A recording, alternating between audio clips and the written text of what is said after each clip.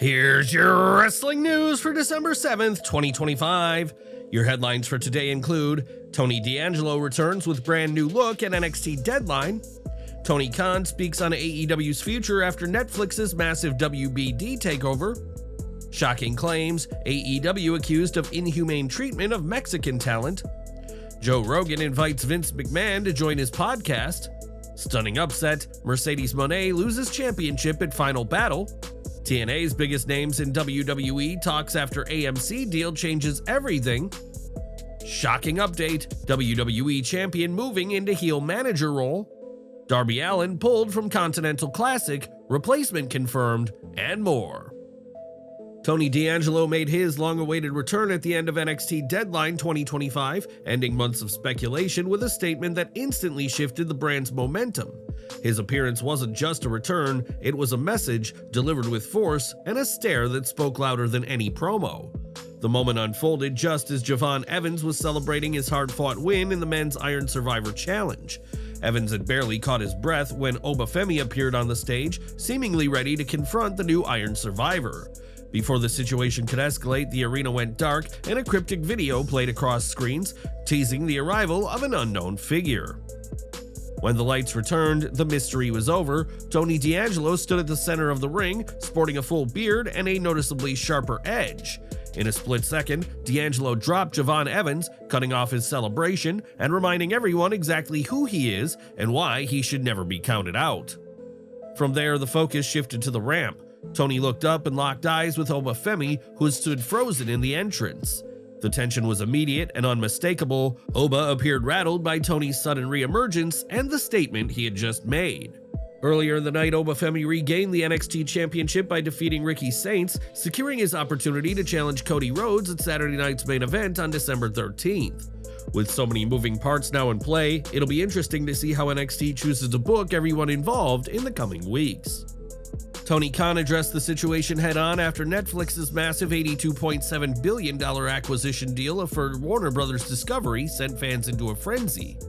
With AEW programming airing across TBS, TNT, and Max, the obvious question was whether this takeover would shake AEW's future. Add in the fact that Netflix secured the rights to WWE Raw in 2025, and the wrestling world quickly jumped to worst-case scenarios.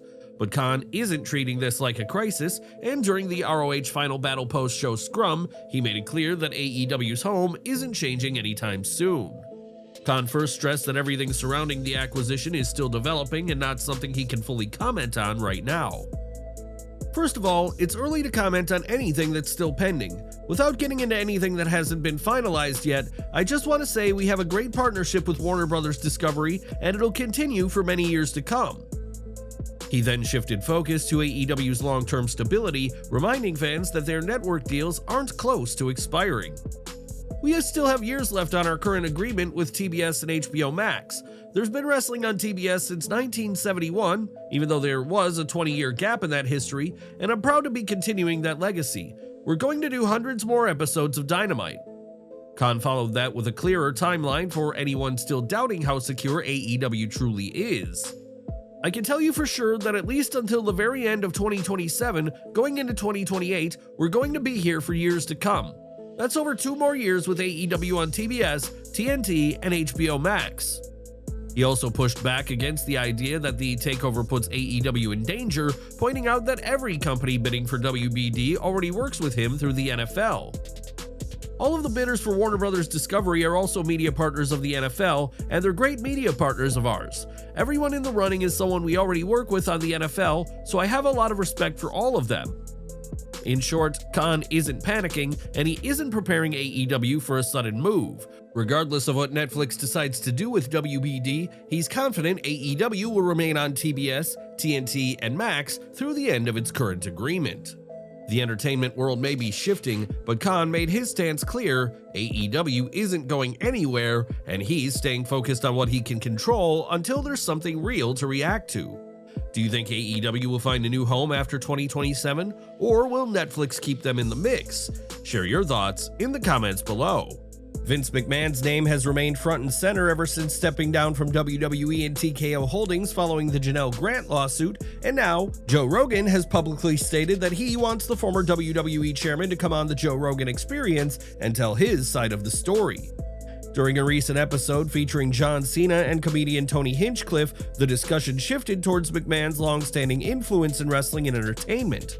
That's when Hinchcliffe dropped the line that set the tone for the conversation.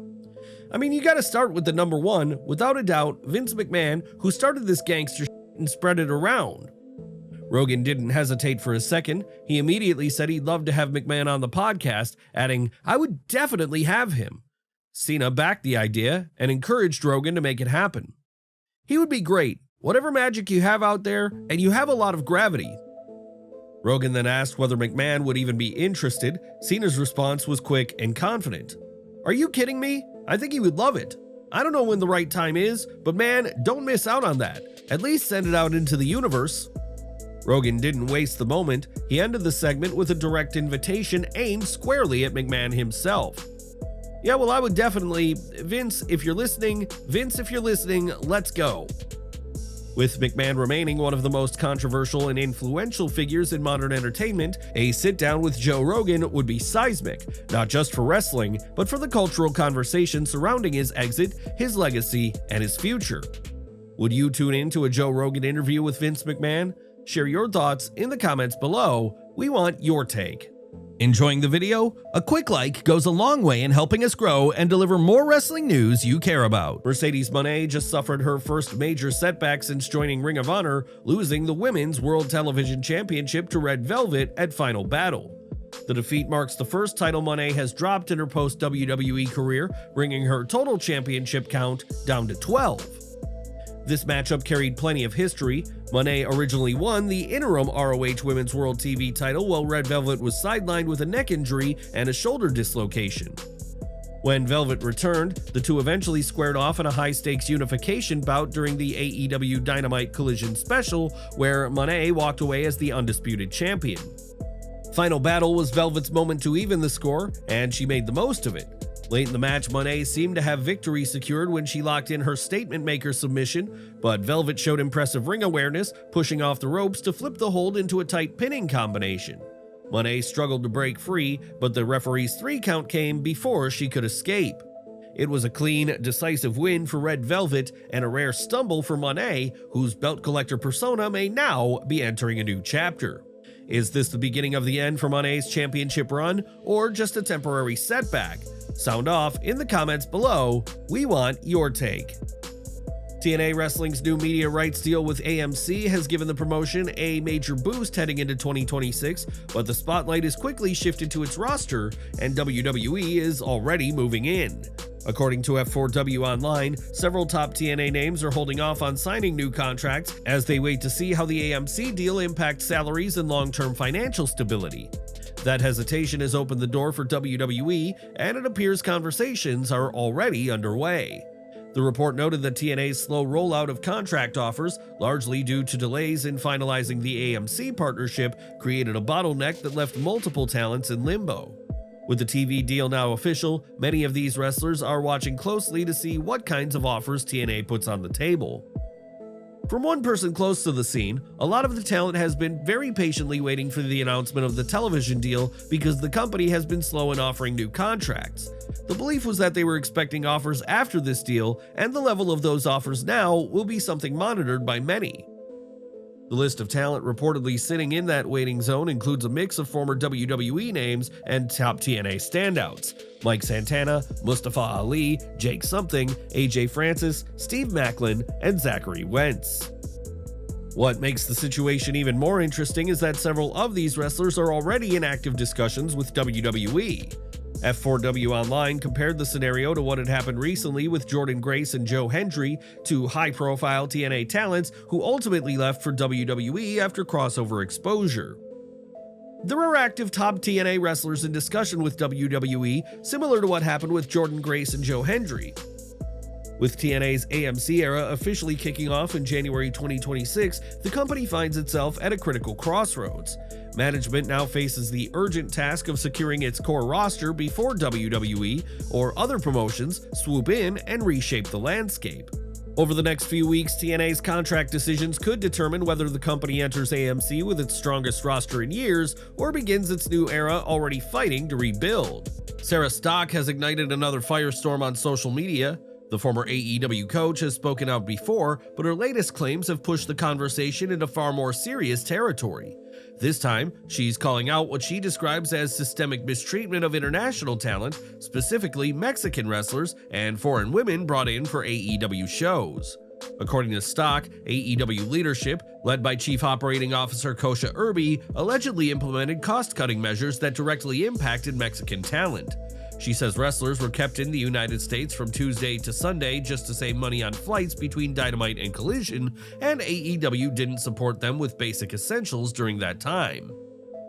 Here's how Kosha Irby and AEW took care of Mexican talent. To save money on flights home between Dynamite and Collision, they'd fly in Mexican talent on Tuesday and keep them in the country until Sunday, no per diem, no food allowance, and only one day a week at home with their family. I was furious when I found out. I addressed the insanity and immorality of that with Kosha, but then I'd have to do it for everyone. Stock claimed that the practice was intentionally obscured from the talent relations department, adding, "This type of thing tries to be concealed from talent relations."